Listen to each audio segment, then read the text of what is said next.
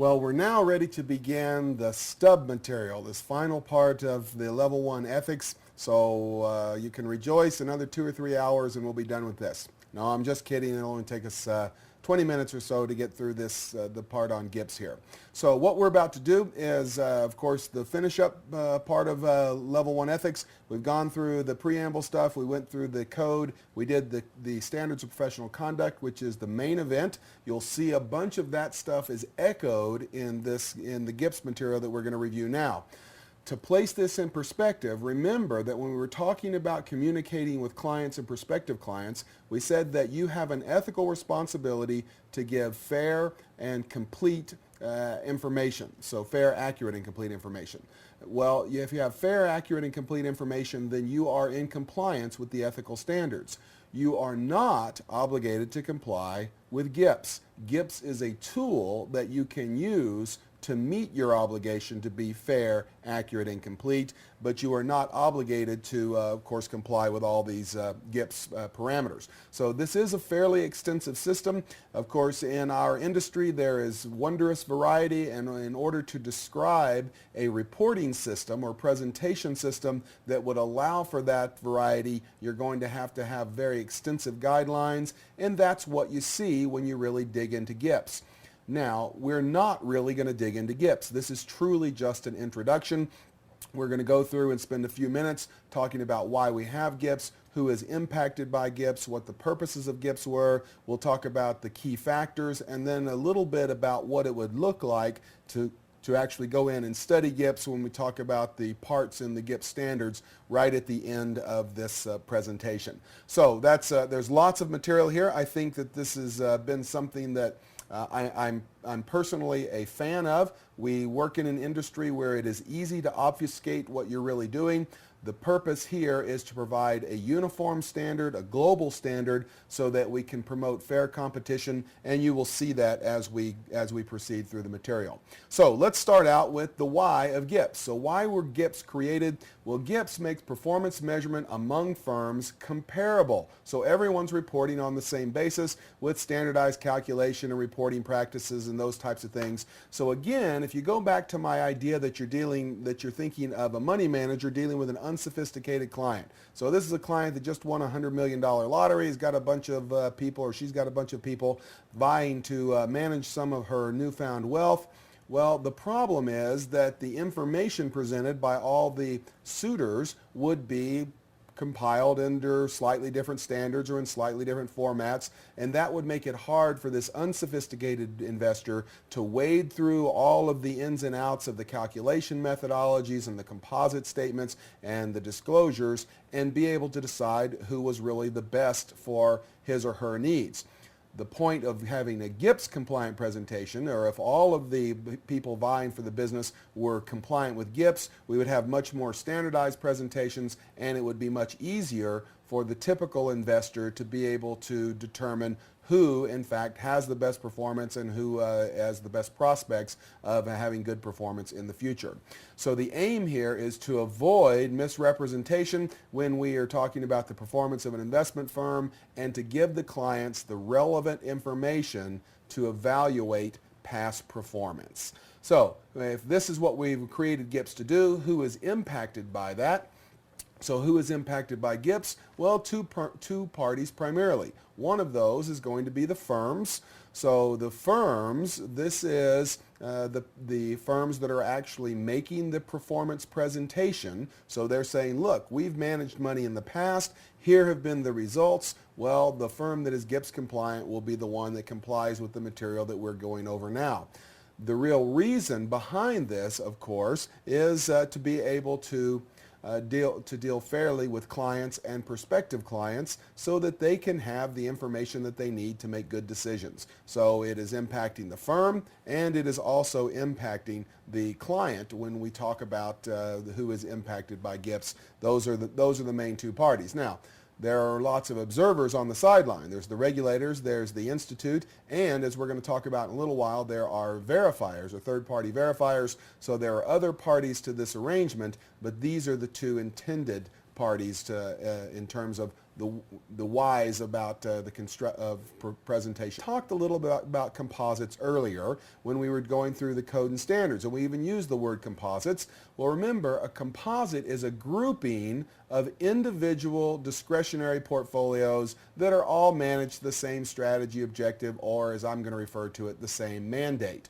And the point here is that it would be possible for a money manager who has a group of portfolios managed to a similar mandate. So let's call it, and we'll use something very, very broad, but let's just say that we have a portfolio manager who runs money under a value fund for a lot of different pension funds. So they've got a pension fund A, B, C, and D. They've got a chunk of money from each of those pension funds, and they're supposed to be managing relative to some, we'll call it an amorphous value mandate here. Probably be something more specific than that, but nonetheless, and so it's an equity fund focused on value investing.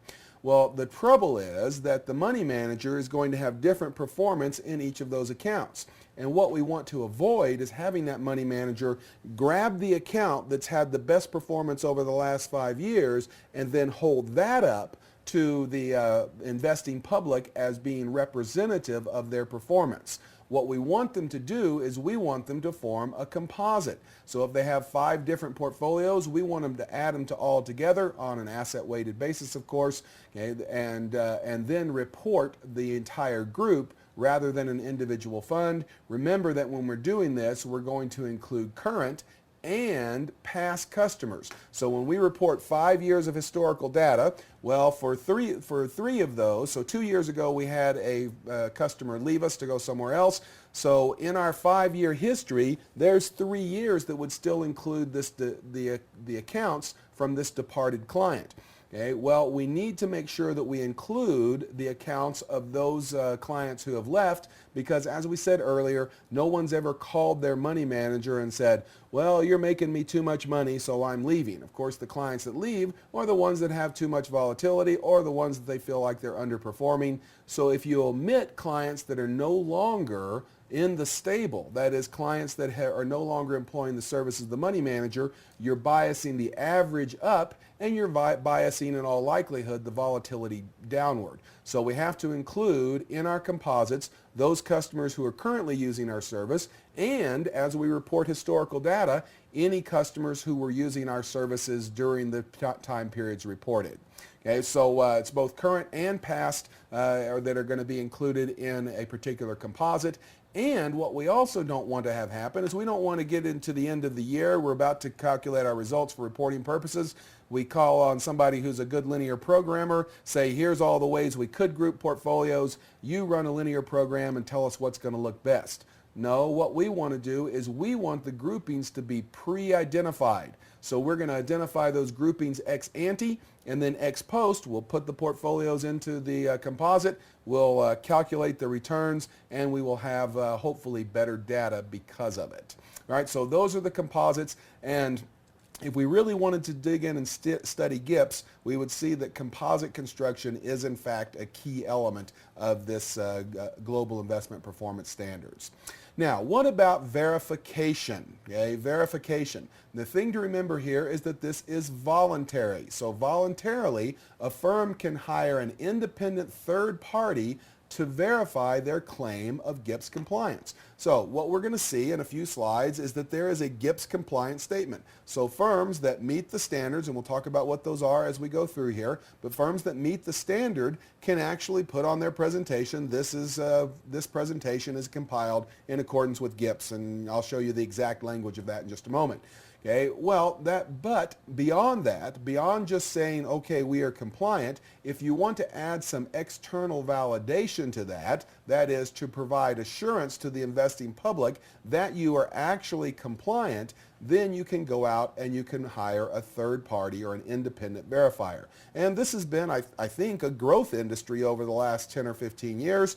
We've seen, I think, at least a couple of the big four accounting firms have offices that will go in and do GIPS verification. There are some firms that have grown up around this process, and so there's been some nice businesses created there because of the need for third-party validation of GIPS compliance. Of course, when I am emperor, which we're all hoping for, but when I'm emperor, this verification. It's an external audit. It is bringing in a third party that is going to attest to the fact that we are in fact complying as we say we are in the compliance statement.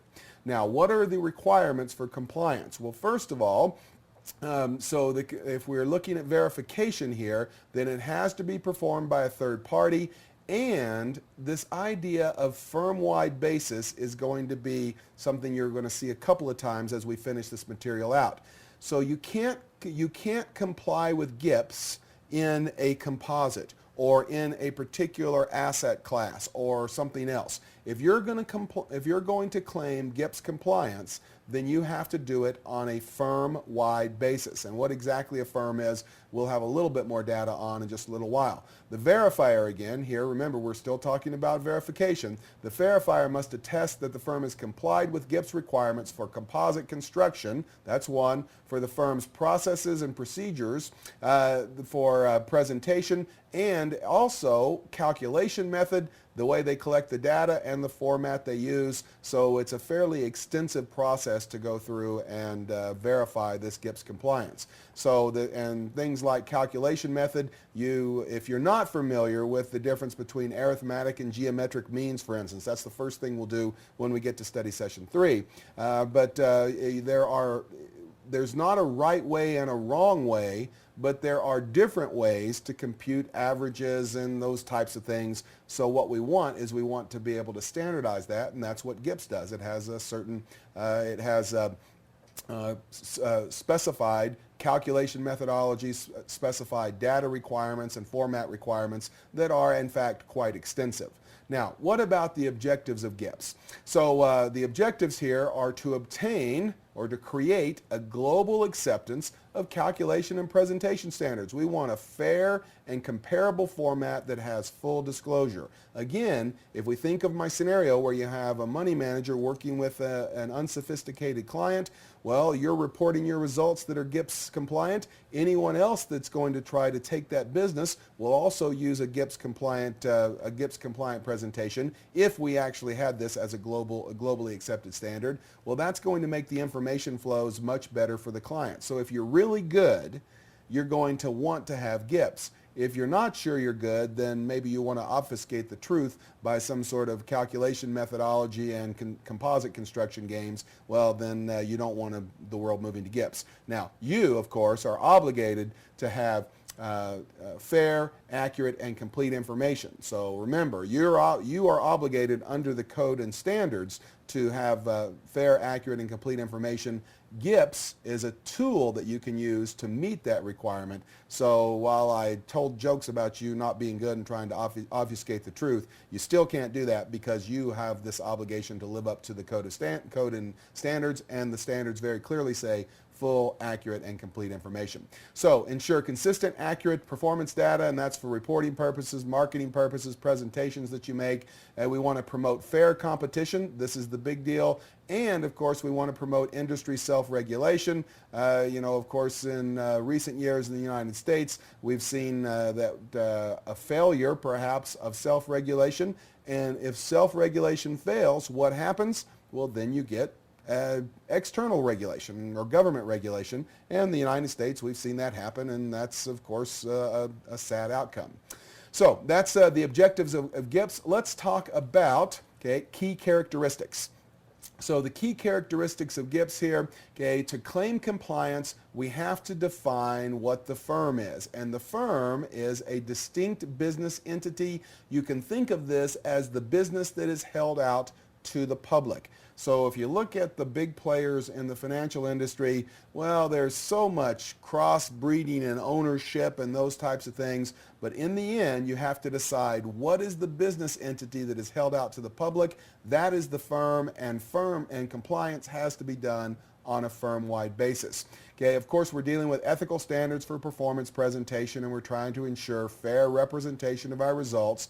And we're going to include all actual fee-paying discretionary portfolios in a composite for a 5-year minimum or since inception. So if we're only a 3-year-old shop, Well, we can still claim GIPS compliance if our portfolios are reported since inception. Here we have to add one more year until we get up to 10. So what we really want is we want a presentation of 10 years of GIPS compliant performance. That would be the ultimate goal for presentation purposes. Now, continuing on with our key characteristics. So we have certain calculation presentation standards that are going to be required. We're not going to talk about what they are here at level 1, but again, how do you calculate an average? How do you construct a composite? What type of data are you going to present? All of those types of things are going to have to be specified as calculation and presentation standards that are going to be required. Also, and very importantly, if you go through the data, you're going to have some input requirements. So the input data has to be accurate. It's a GIGO process, garbage in, garbage out. Well, if you don't have good data to put in on the front end, you're certainly not going to get good data out on the back end. Okay, now there's going to be two parts to studying GIPS. One of those is going to be the required elements. You can't claim compliance without complying with the required elements, obviously. And then there's also going to be some recommendations, which are certainly encouraged. Okay, but if it's a recommendation, it's just that. It's a recommendation. You don't have to comply with it. Okay, what about partial compliance? Okay, well, essentially there is no partial compliance. So you can't say, this presentation is presented in compliance with GIPS except for, and then you list the exception or something like that. Okay, so you can't claim compliance on anything but a firm-wide basis, and you can't even mention GIPS unless you're claiming compliance, and you can't claim some sort of partial compliance. Now, if GIPS is in conflict with local laws, well then that's a different story. Of course, you have to comply with the local laws, but you can still be compliant and claim compliance if you disclose what that conflict is. So to the extent that local laws say you have to do something different, well, then you do it in accordance with the law. GIPS would not be a very good system if it required you to break the law. So you still do it in compliance with the local laws, but then you have to make sure that you are disclosing the difference between the local laws or the conflict between the local laws and the GIPS standard. Okay, so what about the claim of compliance? Well, here's what you're working for.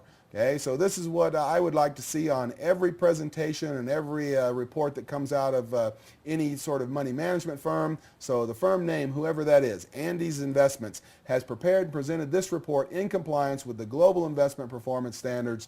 If you, on a firm-wide basis, you comply with all the elements, then you get to use that statement. That's the big Benny. Okay, there can't have any statement referring to calculation methodologies used in composites as being in accordance with GIPS. Okay, so GIPS is owned or controlled by the Institute, and you can't cherry pick out the parts you want. You're either within GIPS compliance in which you can claim it. Otherwise, you simply have to use GIPS, leave GIPS out of the process. Now, let's talk about fundamental responsibilities. So fundamental responsibilities here for a GIPS compliant firm, of course, you're supposed to provide a compliant presentation. So if you're making a pitch, you're in the finals, okay, well then you've got to, whatever material you present, it has to be compliant with GIPS. So you're going to provide a composite list and a description to all prospects who make a request. Okay, these two bullet points are very similar, but on client request, provide compliant presentation and a composite description. Again, I always wonder how many people ask for a composite description, even though it's a very important variable, unless there is some sort of problem. I'm going to call up one time and ask for a composite description just to see if anyone knows what I'm talking about. But nonetheless, okay, what about joint marketing? So you're doing everything you're supposed to do. You're GIPS compliant. You've got your compliance statement on there. You're very proud of that, but you're doing joint marketing with a non-compliant firm. Well, then what do you have to do? It is your responsibility as the GIPS compliant firm to make sure that you separate compliant and non-compliant firm data. So we've got to separate out the reports from the non-compliant firm if we're going to engage in joint marketing efforts. Okay, so firm definition and historical record. Again, and we've said this a couple of times now, but you can only claim compliance if you're doing it on a firm-wide basis, and the firm has to be a distinct business entity. That is what is held out to the investing public. Of course, portfolios, minimum 5 years or since inception, and of course, if you're using 5 years because you're just getting in the GIPS compliant world, okay, well then you have to add 1 year every year to stay in compliance until you get to this 10-year history. That's the gold standard. 10 years of GIPS compliant, 10 years of GIPS compliant performance results. That is something that you can hang your hat on if you are evaluating money managers, or at least that's the idea behind it. What about these country standards that we used to have? Now, this is really a history lesson for most of you, but we used to have the country versions of GIPS. So if there was a particular country that had some sort of presentation laws of their own, well, we had a country version for country A and a country version for country B. Okay, well, what it boils down to is that firms that previously represented their performance in compliance with a specific country version of GIPS can claim compliance prior to 1106. Now, this is the date where we did away with those and we unified under a single standard. But I think that this is now, since it's getting to where 1106 is a long time ago, I think that's actually becoming something that is irrelevant in the real world, and I think increasingly perhaps irrelevant for exam purposes.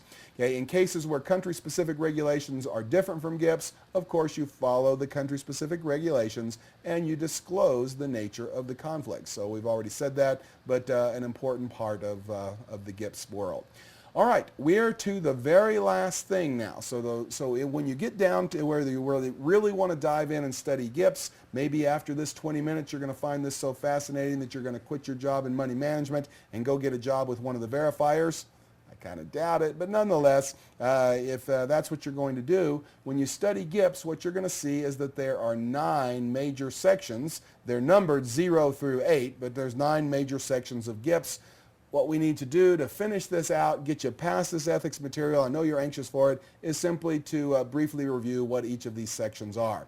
So we start out with section 0, that's fundamental issues in compliance. So this is fundamental things that the firm has to consider, like what is the definition of the firm. Second, we have to think about input data. And of course, this is a great big deal. How do you harvest the data? How do you store it? It's got to be consistent. It's got to be, all the data has to be there in order to make comparable performances. So there's lots of requirements associated with the collection and storage of the data. Okay, number 2, so on our list of 9, this would be number 3, but I'm just going to go by the numbering system they use, 0, 1, 2, are the calculation methodologies. Okay, I think if we were really to dig into this if the curriculum required us to dig into this at level 1, this would be an area where you would look at it and spend a lot of time, because we would have to talk about what the calculation methodologies were, and then of course the requirement for uniformity in those methods. Luckily, in our circumstances preparing for the level 1 exam, we need to know that the calculation methodologies are well specified, okay, but they are not something that we have to spend a lot of time worrying about here.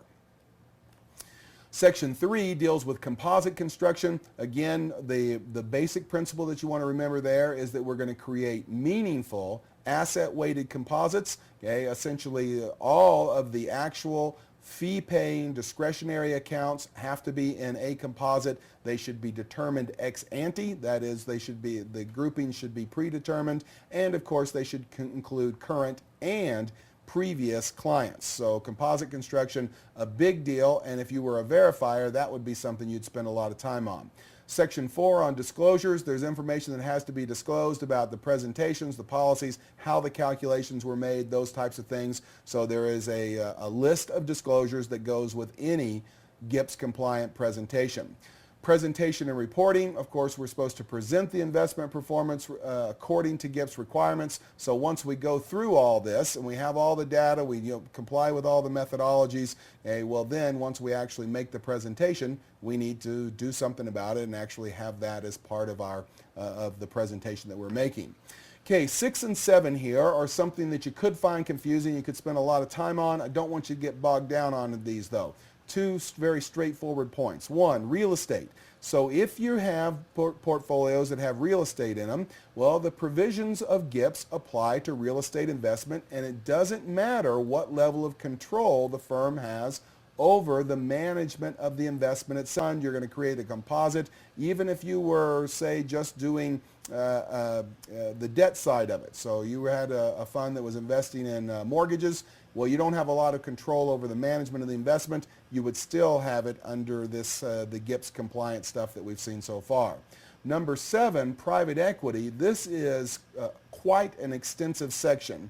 But the notion here is that the value in private equity investments has to be reported according to GIPS private equity valuation principles, unless it's an open-end or evergreen fund. But nonetheless, the point here is that there are very specific principles. Now, this is actually going to be something you're going to get a view of, not from necessarily a GIPS point of view, but from a valuation point of view, and it just happens to be GIPS compliant as you progress through the CFA curriculum, but you're not going to see that at level 1. Just realize that this creates a very unique and challenging valuation framework, and there are special rules that are associated with the private equity investments that would be reported. And finally, if you have wrap fee or separately managed accounts, SMAs, okay, well, a supplement to sections 0 through 5 that we've talked about previously with specific reference to those provisions which don't apply to wrap fee stuff and some things that supersede. For the most part, I would identify this as being a technical thing that is going to be probably off the radar for level 1, but there are some special circumstances that occur there. And that, my friends, is the ethics material for level 1. I realize that's taken us a long time to get through and it's somewhat arduous, okay, but also at level 1, this is the exam where this ethics stuff has the biggest stake. 15% of the exam is going to be here. Remember, being a good person is going to get you very little traction on the exam. You're going to have to get into this stuff. You're going to have to know it well. My advice is that you go back and you read your Schweizer notes very carefully. You underline, you read the little vignettes they have that are intended to create understanding, and then you answer as many questions as possible so that you can develop some intuition about how to address ethics questions. So hopefully you have good intuition about ethics. Hopefully this material will enhance your ability to be an ethical practitioner. But aside from that, I think you need to have intuition about how to address ethics questions. And the way you do that is to develop to answer lots of questions. So if you've got Schweizer Pro, that's the test bank, you ought to make sure that you're going through there, answering questions. Go back, look up answers to things you don't know, read the answers to the questions you get wrong, and I think you'll see that this is something that you can do well on, but this is going to take as much effort as any of the other sections. So you have some sections you feel good about or some topic areas you feel good about, others you're a little more worried about. This will take as much effort as those that you're worried about. So if you're not a derivatives jockey, you're worried about derivatives, GIPS is going to be just as concerning and just as time consuming as derivatives for you. So this is something you have to spend time on, but in the end, you can pick up lots of points here, and it's going to help you get past this difficult level 1 exam. Good luck on this material, and I hope it helps you on the exam, and I hope it helps you become a more ethical practitioner.